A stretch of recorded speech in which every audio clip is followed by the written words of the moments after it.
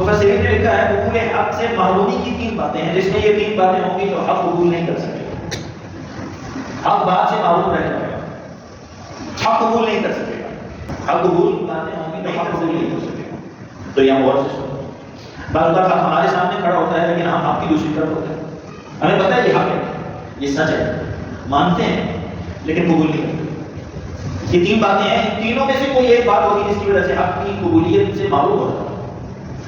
Number 1 صفت، فرمایا کہ دوسری صفت جو قبولیت حق سے معروف کر دیتی ہے وہ حسد ہے۔ اس وقت اللہ کے رسول علیہ السلام کئی دشمنوں میں بڑے 3، ایک ابو جہل، ایک اخنس بن شریح اور ایک اس وقت ابو سفیان جو تب تک مسلمان نہیں۔ الحمد لله نحمده ونستعينه ونستغفره ونؤمن به ونتوكل عليه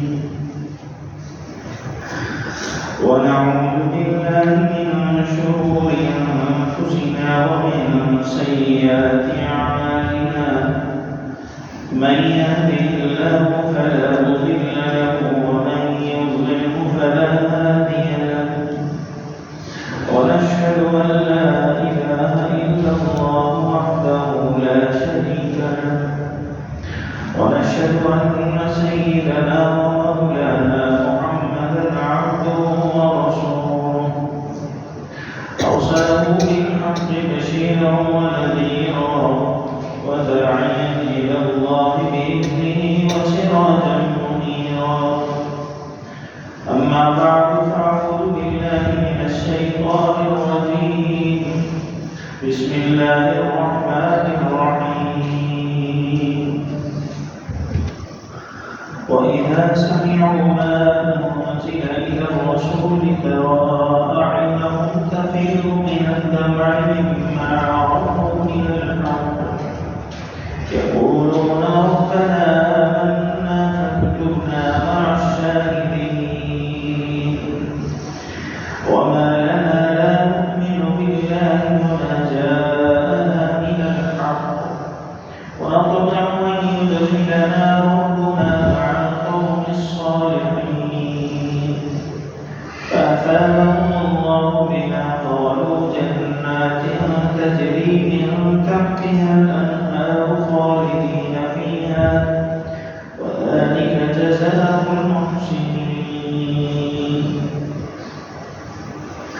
آمنت بالله صدق الله العظيم وصدق رسوله النبي الكريم ونحن على ذلك لمن الشاهدين والشاكرين والحمد لله رب العالمين اللهم صل على سيدنا محمد وعلى آل سيدنا محمد وبارك وسلم اللهم صل على سيدنا محمد وعلى آل سيدنا محمد وبارك وسلم اللهم صل على سيدنا محمد وعلى آل سيدنا محمد وبارك وسلم۔ اللہ تعالیٰ کی کرم اور فضل ہے کہ گرم ہوتے موسم میں اور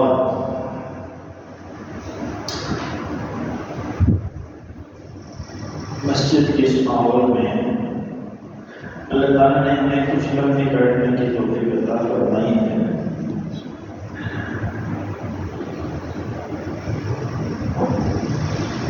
اس پر ہم اللہ تعالیٰ کا جتنا شکر ادا کریں گے کہ جو میرا اور آپ کا وقت ہے یہ کہیں بھی گزر سکتا ہے اور اللہ کے گھر میں گزر جائے تو اس سے بڑی قیمتی اور بڑی مبارک بات اور کوئی نہیں ہے۔ قرآن کریم کے 7ویں پارے کی آیات تلاوت کی گئی ہے۔ قبول حق کے حوالے سے یہ آیات ہے۔ اور یہی آج ہمارا انشاءاللہ موضوع ہوگا کہ قبول حق کی استعداد اللہ تعالیٰ کن لوگوں کو عطا فرماتے ہیں اور کن کو قبول حق سے اللہ تعالیٰ معلوم فرماتے ہیں۔ اللہ کے پیارے پیغمبر صلی اللہ علیہ وسلم مکہ مکرمہ میں جب حد سے زیادہ کفار کے ظلم و ستم کا شکار ہوئے اور آپ کے صحابہ بھی تکلیف میں رہے، تو اللہ تعالیٰ کے حکم سے ہجرت کا جو حکم ہوا تو حبشہ کی طرف ہجرت ہوئی۔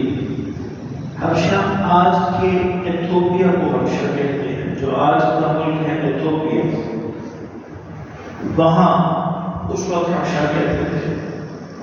وہاں ہجرت کے لیے حکم ہوا کہ آپ تشریف لے جائیں، آپ کے صحابہ، آپ کے ساتھی حضور کے حکم پر وہ تشریف لے گئے۔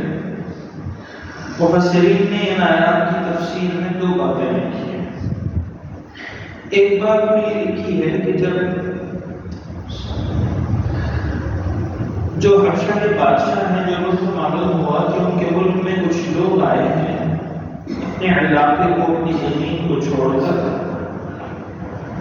اور یہ حق والے ہیں اور ان کے اپنے علاقے میں رہنے والے لوگ ان کو وہاں جینے نہیں دے رہے،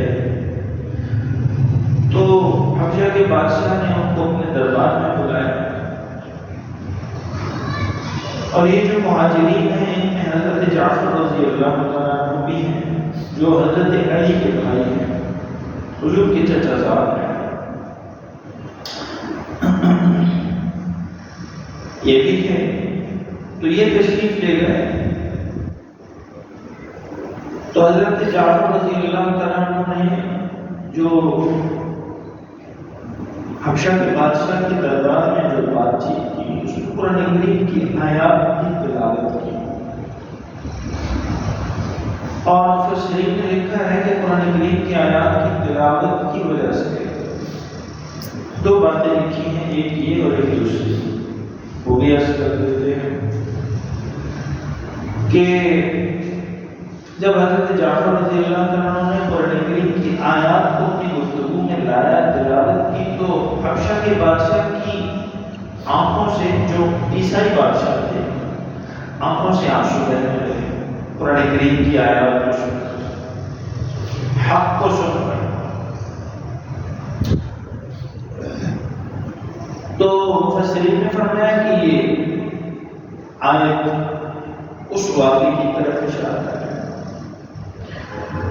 اور دوسرا واقعہ ابن کثیر رحمۃ اللہ علیہ نے لکھا ہے تفسیر ابن کثیر میں، امام ابن کثیر رحمۃ اللہ علیہ نے، کہ حبشہ ہی سے عیسائی علماء کا وفد بھیجا مدینہ منورہ بادشاہ نے حضور پاک علیہ السلام کی خدمت میں۔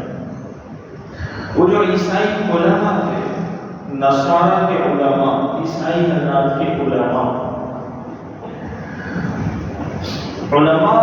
چاہے یہود کے ہوں یا نصارہ کے ہوں، وہ اپنی کتابوں کی روشنی میں رسول اللہ صلی اللہ تعالیٰ علیہ وسلم کے آمد کے حوالے سے جو نشانیاں ہیں ان کو جانتے تھے، اور یہ جو نصارہ کے عیسائی علماء گئے مدینہ منورہ میں، تو اللہ کے رسول علیہ السلام سے جب ملاقات ہوئی، حضور کی زبان مبارک سے قرآن کریم کی جب تلاوت سنی، گفتگو میں آیات سنی، تو عیسائی علماء کے آنسو بہنے لگے۔ تو قرآن کریم نے یہ تفسیر ابن کثیر میں لکھا ہے کہ یہ اشارہ اس عیسائی علماء کے رونے کی طرف ہے جو ان کے آنسو بہنے لگے۔ حضرت لاہوری رحمۃ اللہ علیہ کا ترجمہ قرآن کریم میرے سامنے ہے، فرماتے ہیں نصارہ میں سلیم الفطرت آدمی اچھی تعداد میں موجود ہیں جو تعلیم قرآن سے متاثر ہو سکتے ہیں۔ عالمی عیسائیوں میں اچھے لوگ بھی ہیں، یہودیوں میں بھی اچھے لوگ بھی ہیں لیکن کم ہیں، ان کی بنسبت عیسائیوں میں بھی اچھے لوگ ہیں لیکن یہودیوں کے مقابلے میں زیادہ ہیں۔ دونوں ہمارے دشمن ہیں لیکن بڑا دشمن یہودی ہے۔ عیسائی حضرات میں اچھے سلیم الفطرت لوگ بھی موجود ہیں۔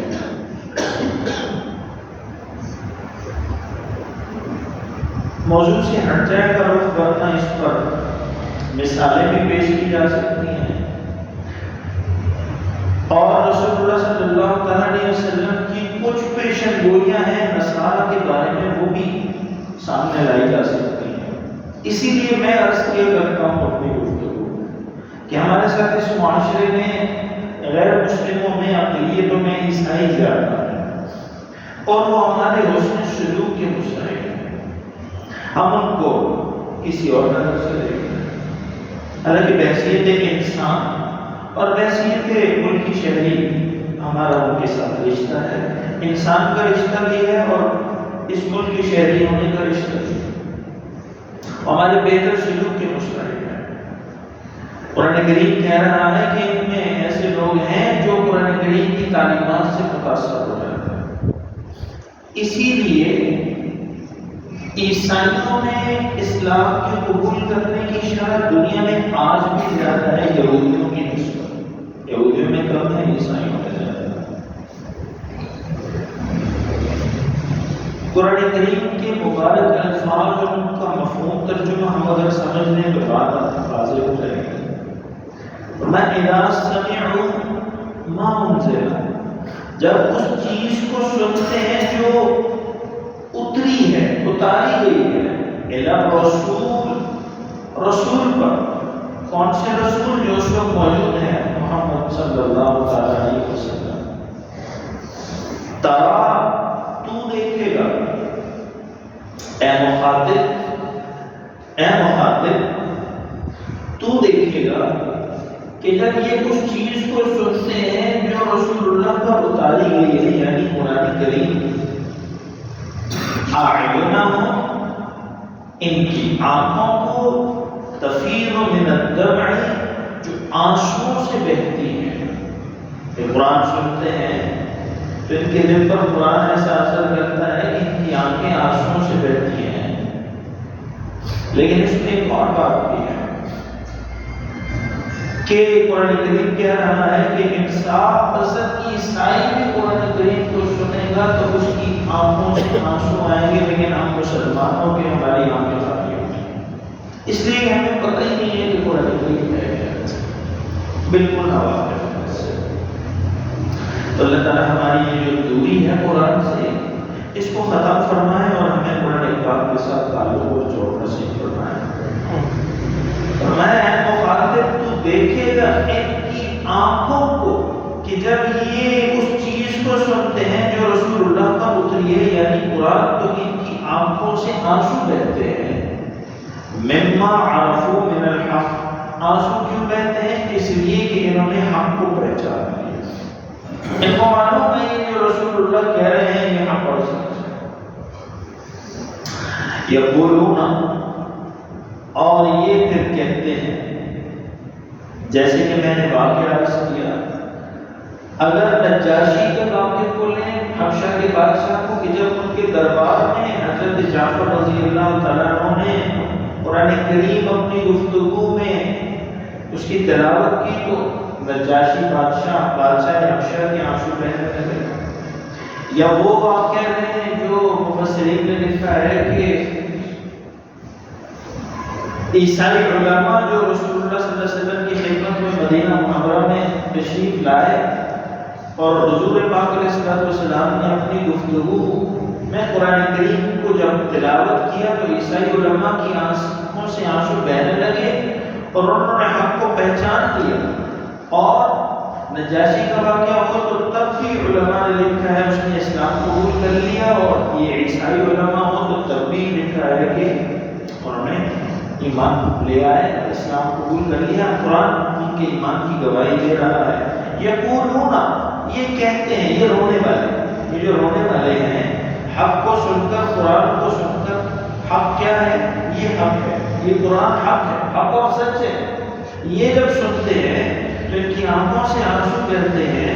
تو یہ حق کو قرآن کو سن کر کہتے کیا ہے؟ یقولون کہتے ہیں ربنا اے ہمارے رب آمنا ہم ایمان لائے فاکتبنا مع الشاہدین بس ہمیں لکھ دے ایمان والوں کے ساتھ. ہمیں بھی ماننے والوں میں لکھ دے, ہمیں بھی مومنین میں لکھ دے, ہم بھی تجھے ماننے والے ہیں. تو معلوم اسلام قبول کر لیا اور فرمایا وما لنا, اور ہمیں کیا ہے, وما لنا اور ہمیں کیا ہے, لا نؤمن باللہ کہ ہم اللہ پر ایمان نہ لائیں. ہمیں کیا ہے کہ ہم اللہ پر ایمان نہ لائیں. وما جاءنا من الحق اور اس چیز پر جو ہمیں حق سے پہنچی ہے, اس چیز پر جو ہمیں حق سے پہنچی ہے. وما لنا اور ہمیں کیا ہے, لا نؤمن باللہ کہ ہم ایمان نہ لائیں. وما جاءنا من الحق اور اس چیز پر جو ہمیں حق پہنچی ہے. ہمیں کیا ہے کہ ہم ایمان نہ لائیں. تو معلوم ہوا کہ حق کو دیکھ کر سن کر قبول کرنا چاہیے. عیسائی قبول کر رہے ہیں, عیسائی علماء قبول کر رہے ہیں, اور اسی طرح نجاشی بادشاہ قبول کر رہے ہیں. تو حق سامنے آ جائے تو پھر اس میں رد و بدل یا اس سے انکار کی ضرور گردانی کی گنجائش نہیں. وَنَطْمَعُ أَن يُدْخِلَنَا رَبُّنَا مَعَ الْقَوْمِ الصَّالِحِينَ.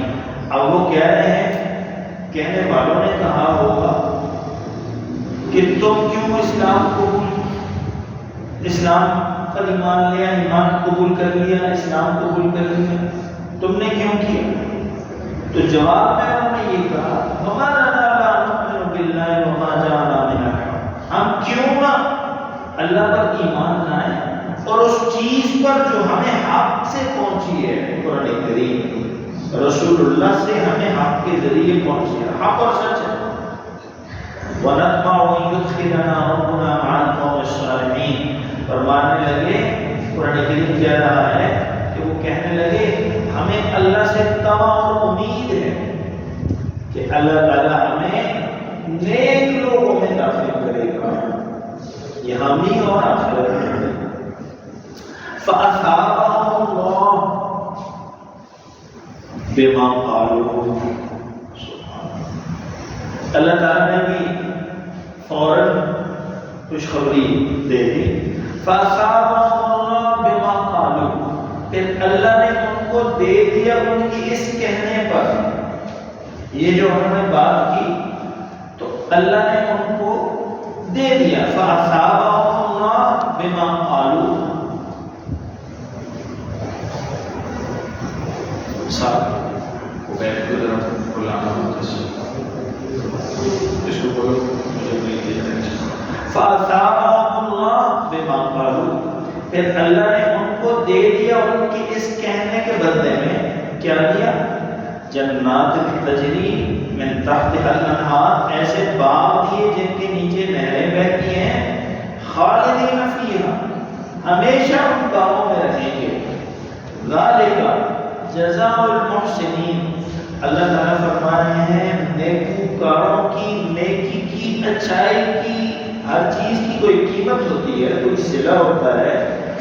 جب انہوں نے رسول اللہ کو بھی حق مان لیا, پہچان لیا, قرآن کریم کو بھی حق مان لیا, پہچان لیا, خود کو نیک لوگوں میں داخل کر لیا, اللہ فرماتے ہیں کہ انہوں نے یہ کیا تو ہمارا بھی تو کام ہے, ہم بدلہ, ہمارا بدلہ یہ ہے کہ ہم نیک لوگوں کو نیکی کا بدلہ, اچھائی کا بدلہ ضرور دیا کرتے ہیں. اور وہ بدلہ یہ ہے کہ ان کو اللہ تعالیٰ جنتوں میں داخل کرتا ہے, اپنی نعمتوں سے سرفراز کرتا ہے. تو میں نے عرض کیا قبول حق یہ بڑا ضروری ہے, اور قبول حق کی استعداد کا ہونا یہ بھی بہت زیادہ ضروری ہے. قبول حق کی استعداد کا, علماء نے لکھا ہے کہ قرآن کریم کے جو حق اور سچ ہے اس کو قبول کرنے کی بھی کچھ صفات ہوتی ہیں اور اس سے معروفی کی بھی کچھ صفات ہیں. حق کے قبول کرنے کے لیے بھی کچھ صفات چاہیے اور اس سے اگر معروف ہو جائے تو اس کی بھی کچھ باتیں ہیں کہ جن سے انسان قبول حق سے، اللہ تعالیٰ مجھے اور آپ کو محفوظ کرنا ہے کہ قبول حق سے معروف ہو جاتا ہے. حق سے معروفی کی 3 صفات لکھی ہیں وہ رسول اللہ کی. اگرچہ تفسیر ابن کثیر نے لکھا ہے کہ یہ حدیث میں نہیں ہے یہ دعا، لیکن مشہور دعا ہے. والد صاحب جب جمعہ پڑھایا کرتے تھے تو یہ دعا آخر میں ضرور مانگا کرتے تھے. وہ بچپن سے کچھ اسپیکر باہر کے بھی استعمال ہوتا تھا تو ہمیں وہ سن کے یاد ہو گئی. اللہم ارنا الحق حقا وارزقنا اتباعہ وارنا الباطل باطلا وارزقنا اجتنابہ.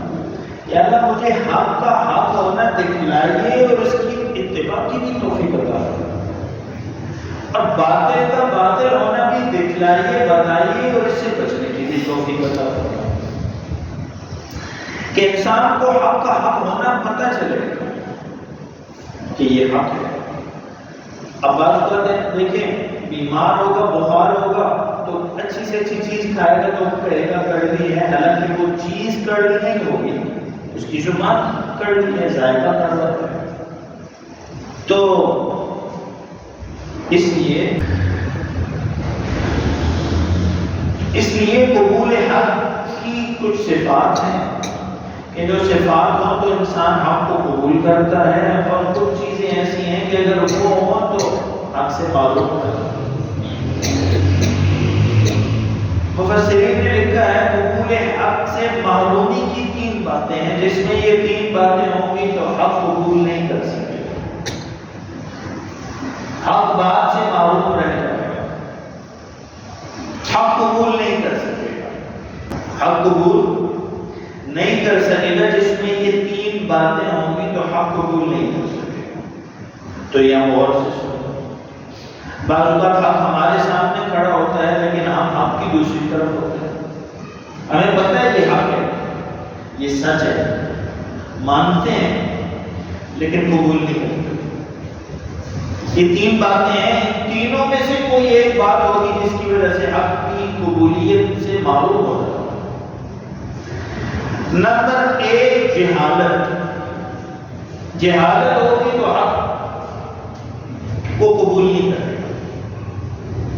آپ دیکھیں کسی کو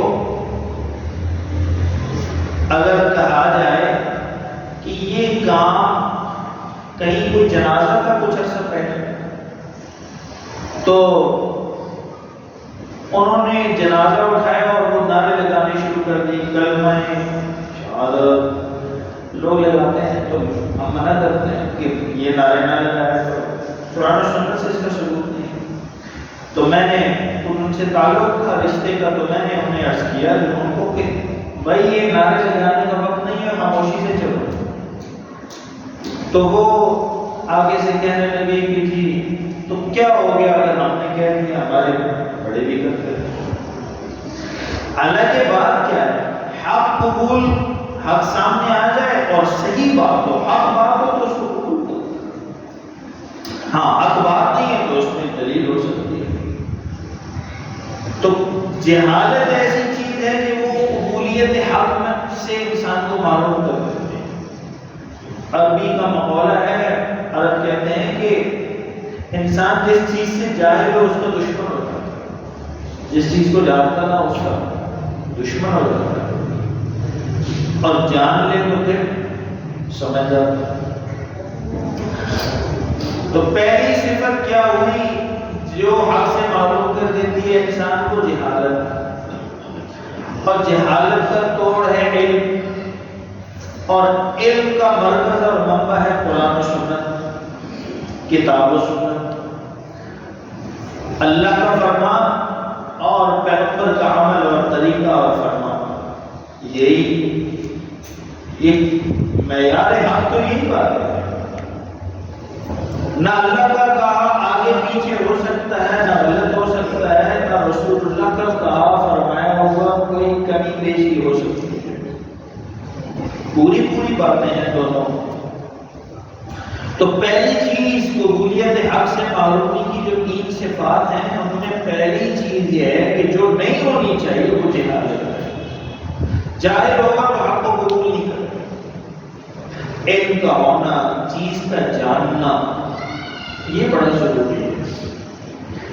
اور دوسری صفت فرمایا کہ دوسری صفت جو قبولیت حق سے معلوم کر دیتی ہے وہ حسد ہے۔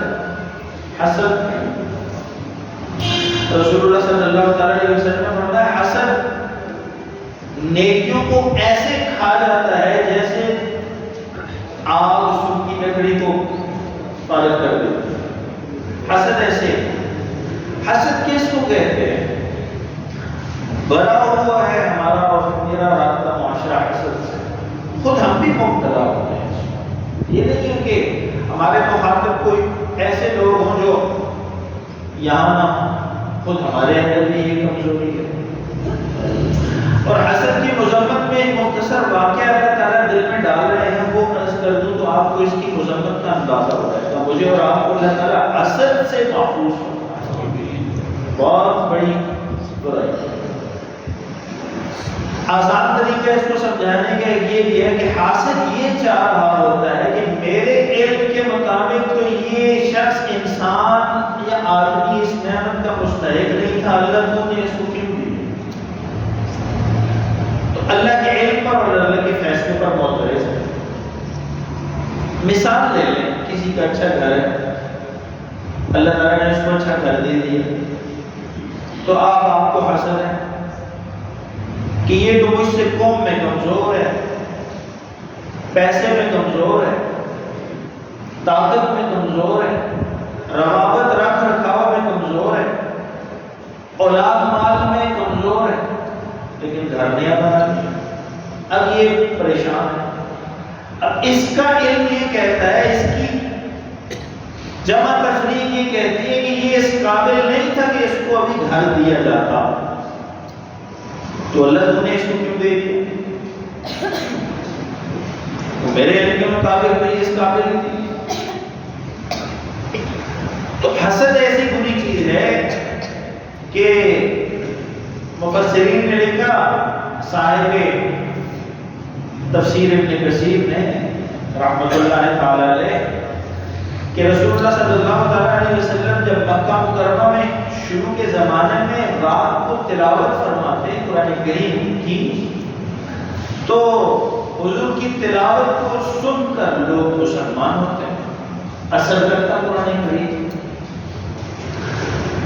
تو بڑے 3 دشمن تھے اس وقت اللہ کے رسول علیہ السلام کے، کئی دشمنوں میں بڑے 3، ایک ابو جہل، ایک اخنس بن شریح، اور ایک اس وقت ابو سفیان جو تب تک مسلمان نہیں تھے۔ ابو سفیان حضور کے سسر بھی ہیں رضی اللہ تعالیٰ، اللہ تعالیٰ نے اسلام کی دولت عطا کی، لیکن اس وقت اسلام قبول نہیں کیا۔ اسی واقعے میں آپ کو اندازہ ہو جائے گا کہ اللہ نے ان کو نعمت ایمان کی دولت بھی کیوں عطا کی۔ ہوا یہ کہ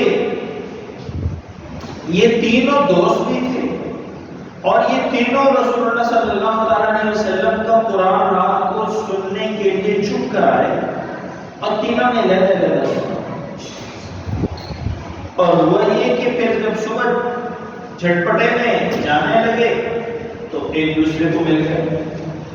ایک نے دوسرے سے پوچھا تم کیوں آئے؟ کہا محمد کا قرآن سننا ہے، کہ پتہ تو چلے یہ کیا پڑھتے ہیں، کیا کہتے ہیں، کیا بولتے ہیں، کون سا ایسا کلام ہے کہ جو جس کے دل پر لگتا ہے تو وہ ہمارا نہیں رہتا ہے، ہو جاتا ہے۔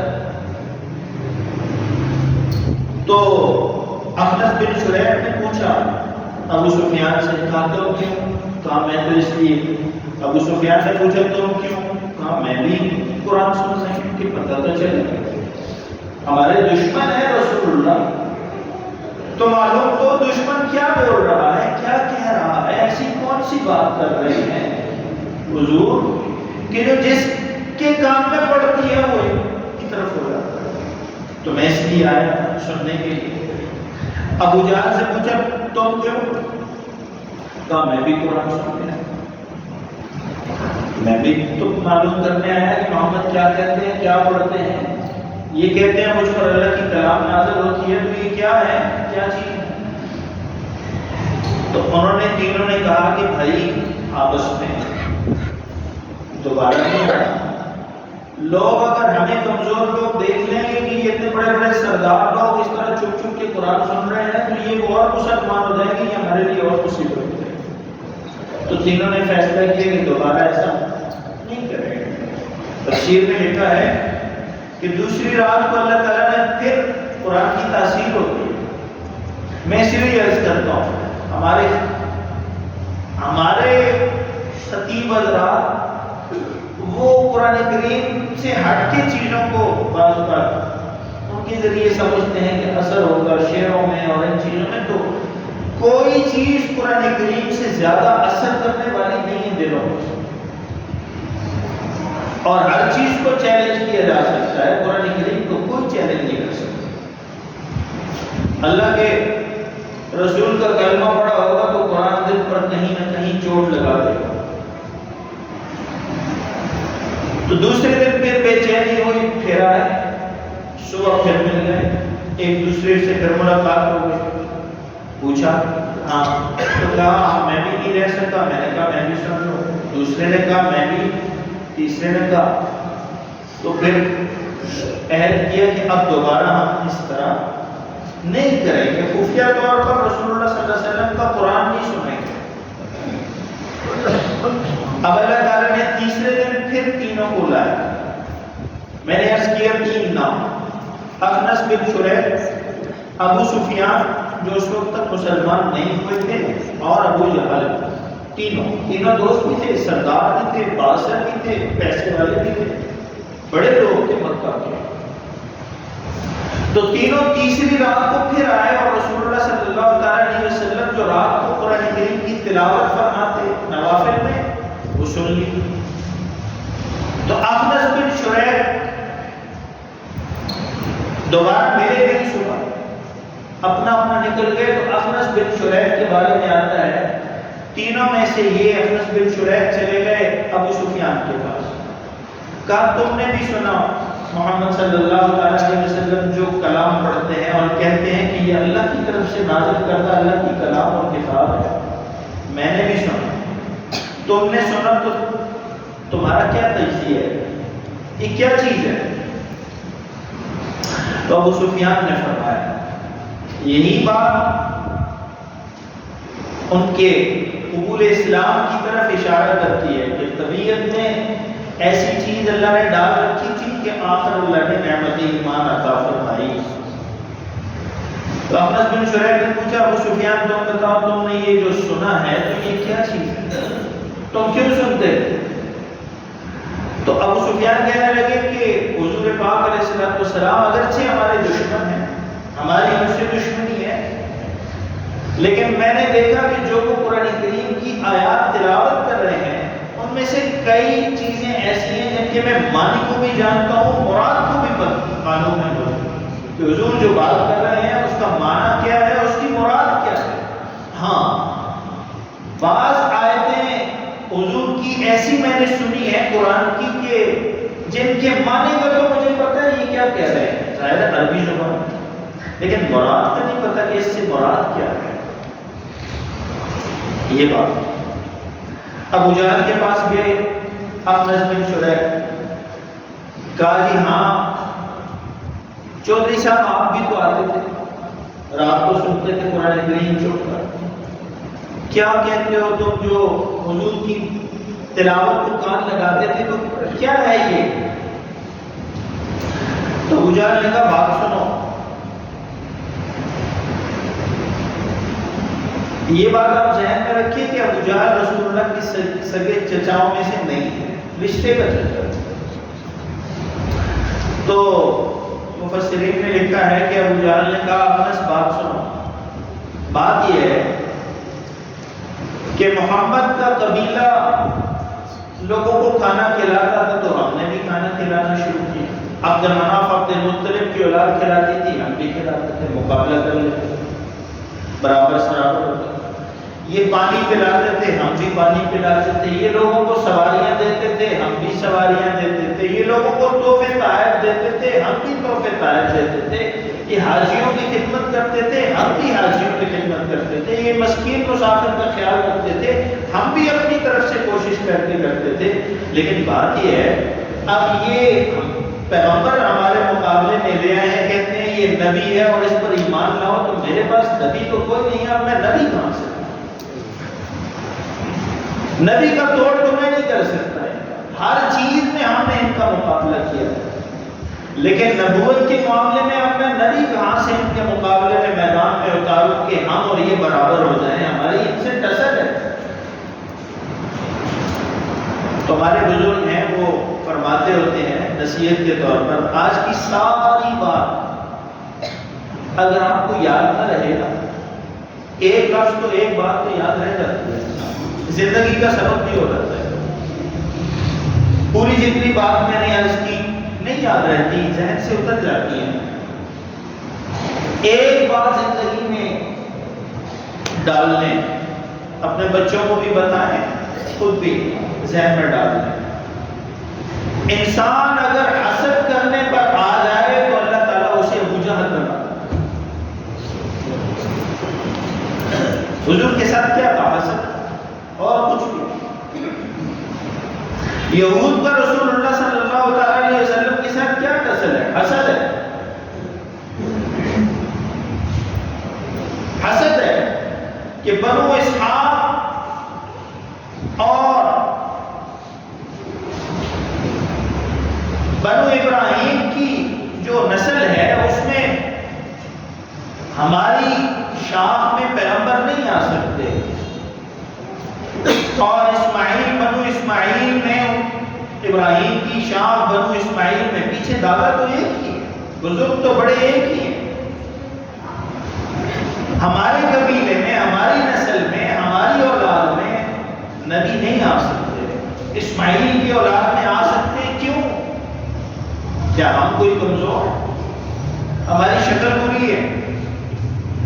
کیا ہمارا دنیا میں رہن سہن نہیں ہے، طاقت نہیں ہے، نام نہیں ہے؟ حسد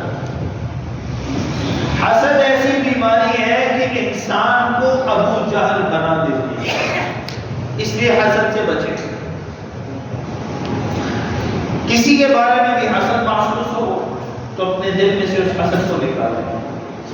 چھوٹی چھوٹی باتوں پر ہمیں حسد ہو رہا ہے، کسی کے کپڑوں پر حسد، کسی کے پہناوے پر حسد، کسی کے کھانے پر حسد، کسی کی اولاد کی کامیابی پر حسد، کسی کی سواری پر حسد، کسی کے مکان پر حسد، کسی کے روزی روزگار پر حسد، کسی کے دکان کاروبار پر حسد۔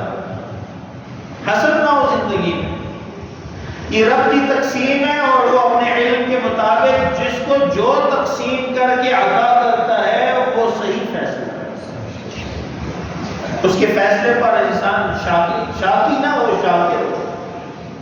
جس حال میں رکھا ہے میں اسی قابل، اور مجھے جو اللہ نے بنایا ہے اسی لیے بنایا تھا جس حال میں رکھا ہے۔ حسد زندگی میں انسان کو تباہ کرتا ہے۔ حسد وہ آگ ہے جو اپنے دل کے نیچے خود ہی لیے حاصل کر رہا ہوتا ہے۔ حسد کیا، یہ بڑھ گیا، اس کو مل گیا، مجھے نہیں ملا، اس کو دے دیا، مجھے نہیں دیا، اس کی سنتا ہے، میری نہیں سنتا، اس کی زندگی میں دکھ تکلیفیں ہی نہیں ہیں اور میرا رونا ہی نہیں ختم ہوتا۔ یہ چیز نہ، زندگی میں حسد نہیں ہوگا تو قبول حق کی استعداد بھی ہوگی، اللہ تعالیٰ قبول حق کی توفیق بھی عطا فرمائے۔ جب حق بات ہوگی تو اللہ تعالیٰ حق کے قبول کرنے کی طاقت اور استطاعت بھی عطا فرمائیں گے۔ اور تیسری چیز لکھی مفسرین نے، قبول حق بات قبول کرنے میں جو تیسری رکاوٹ ہے، پہلی جہالت، دوسری حسد، اور فرمایا تیسری چیز تکبر، کہ حق نظر آ رہا ہوتا ہے لیکن تکبر کی وجہ سے قبول نہیں کرتا۔ قرآن کریم نے کہا ما منعک الا تسجد اذ امرتک، شیطان کو اللہ تعالیٰ نے براہ راست خطاب کیا سامنے کھڑا کر کے، تو بتا تجھے کون سی بات میرے کہے کو ماننے سے روک رہی ہے؟ میں نے تجھے کہا ہے یہ مٹی کی ایک مخلوق میں نے بنائی ہے، اس کو سجدہ کر۔ سجدہ تو میری تجلی کو ہے، سجدہ تو مجھے ہے، میری تخلیق کو ہے، لیکن میں کہہ رہا ہوں کر کہ اس کو بہت کچھ عطا کیا ہے، یہ ساری کائنات کا دلہ ہے، سب مخلوقات میں سے اشرف چیز بنائی۔ تو اس نے کیا کہا؟ قرآن کریم کہہ رہا ہے مَا مَنَعَكَ أَلَّا تَسْجُدَ إِذْ أَمَرْتُكَ، اور تجھے کس چیز نے روک دیا ہے بھائی، تم نے کیوں سجدہ نہیں کیا؟ اور بے وقوف شیطان، تو نے کیوں سجدہ نہیں کیا؟ اور تکبر کیسی چیز ہے کہ انسان تو انسان، شیطان کتنا عبادت گزار، تکبر کی وجہ سے رب کے مقابلے میں کھڑا کر دیا۔ تکبر کیا کہا؟ انا خیر منہ خلقتنی من نار وخلقتہ من طین، مجھے آگ سے تو نے بنایا، آگ اوپر کو اٹھتی ہے، اس کو مٹی سے بنایا، مٹی نیچے کھنک کے گرتی ہے، میرا اور اس کا مقابلہ کیا ہو سکتا ہے؟ سجدہ کرانا بھی ہے تو کسی میرے برابر سے تو کرا، کسی ایسی چیز سے کو سجدہ کرا جو مجھ سے بڑی ہو یا میرے مقابلے کی ہو، یہ تو مجھ سے کمتر ہے، مجھ سے کمتر کو کیوں مجھے کیوں مجبور کر رہے ہیں میں اس کو سجدہ کروں؟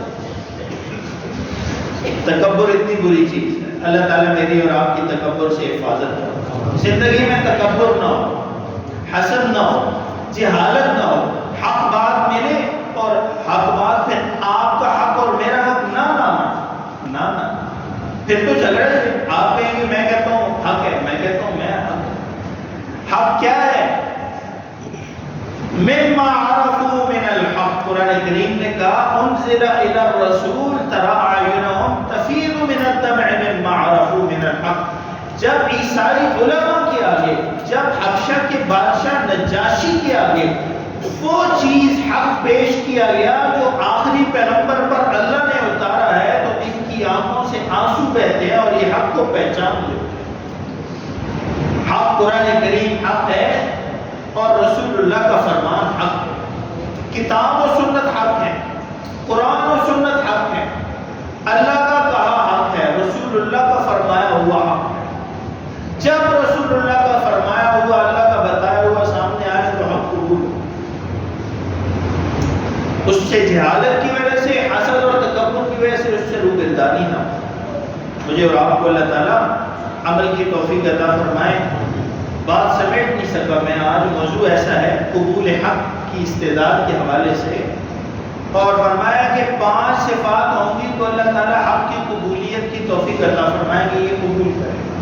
سب سے پہلی صفت اخلاص ہوگا، دل میں اور کوئی نیت نہیں ہوگی، دل میں نیت ہوگی کہ حق بات میری تو مانوں، سچ ہوا، حق ہوا، اللہ اور اس کے رسول کا کہا ہوا تو میرا سر نیچے، اللہ اور اس کے رسول کے آگے میرا سر اٹھے گا نہیں۔ میں یہ نہیں کہوں گا کہ مارکیٹ سود کے بغیر نہیں چل سکتی، یہ نہیں کہوں گا، تجارت سود کے بغیر ملک نہیں چل سکتے، یہ بات نہیں کروں گا۔ اخلاص ہو، دل خالی ہو ہر چیز سے، اور اسی طرح فہم سلیم ہو، عقل صحیح ہو، درست عقل ہو، الٹی عقل نہ ہو، الٹی عقل نہ ہو۔ قرآن کریم نے یہود کے علماء کو گدھے سے تشبیہ دی ہے، یہود کے علماء کو گدھے سے تشبیہ دی، حالانکہ عالم ہے اپنی کتابوں کے، لیکن گدھے سے تشبیہ دی قرآن کریم نے۔ گدھا کیا کرتا ہے؟ آپ اور میں دیکھتے رہتے،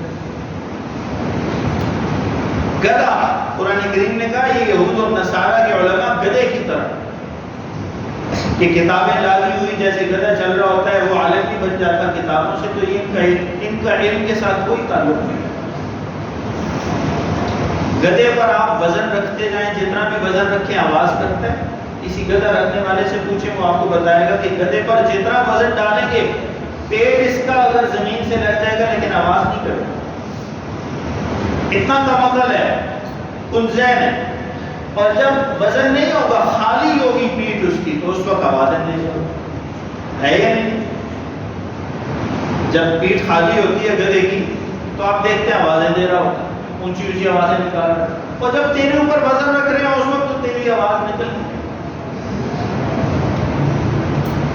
اور آپ دیکھیں کہ اگر اس کو کشتی میں، جہاز میں یا کسی چیز میں بٹھانے یا لے کے جانے کے لیے لے جائیں تو جائے گا نہیں، تیار نہیں ہوگا، اور جب اس کو لگے گی پیچھے سے تو پھر چلے گا۔ انسان اور گدھے میں فرق، اخلاص ہو، عقل سلیم ہو، صحیح عقل ہو، سوچ ٹھیک ہو، فہم ٹھیک ہو، بات کو سمجھ سکتا ہو، اللہ تعالیٰ نے عقل عطا فرما رکھی ہے، گدھے کی طرح کی ذہنیت نہ ہو، اور انصاف پسند ہو، جو اپنے لیے پسند کرتا ہو وہ دوسرے کے لیے بھی پسند کرے، اپنی بات کی وضاحت دینا چاہتا ہے تو کسی دوسرے کی بات کی وضاحت کو بھی قبول کرے، اپنی دلیل پر دوسرے کو لانا چاہتا ہے تو دوسرے کی دلیل کو بھی سنے تو صحیح۔ اور تیسرا فرمایا کہ حق کا حریص ہو، یہ ذہن میں ہو، حق بات ملے گی، ویسے تو حرص منع ہے لیکن حق بات کا حریص ہو، حق ملے گا تو قبول، جہاں حق نظر آئے گا اس کو مان لو۔ یہ نہیں ہے کہ کانوں میں حق پڑھ بھی رہا ہے لیکن ماننے کو تیار نہیں۔